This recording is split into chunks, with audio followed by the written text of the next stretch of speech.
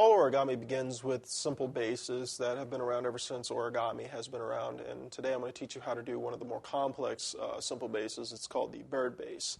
What we're going to do is we're going to start off with a square piece of paper like I have here. And we're going to take it, and what we're going to do is we're going to go ahead and fold it like this. This is called a sheet fold or a shawl fold. I've known it as sheet fold forever, so that's what I call it. So what we're going to do is after we get it good and creased, we're going to open it up and sheet fold it again. This actually has many different names. This is also called a mountain fold when you fold it over like that. Now what we're going to do is a book fold here,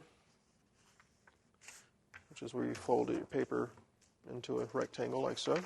Open it up and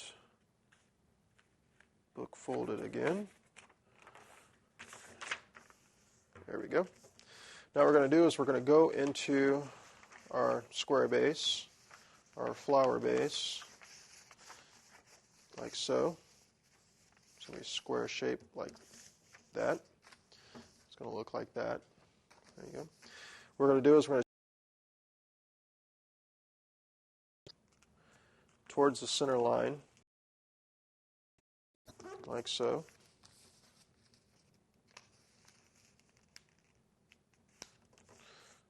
And once you have it folded like that, what you're going to do is you're going to take and just bring down your point so you get this crease right along the top line here.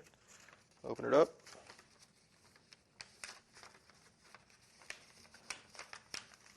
And just kind of, this is called I believe it's called a petal fold.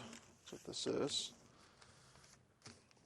What you're going to do is you're going to flip it over and just repeat those steps on the other side.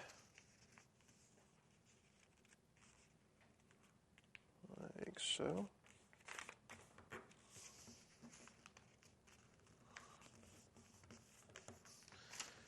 And since we've already creased it there, we should be able to just open it up and petal fold it again.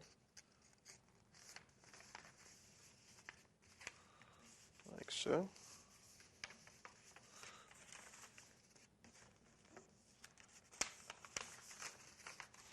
There you have it. This is your traditional bird base. Play around with it and have fun making your origami.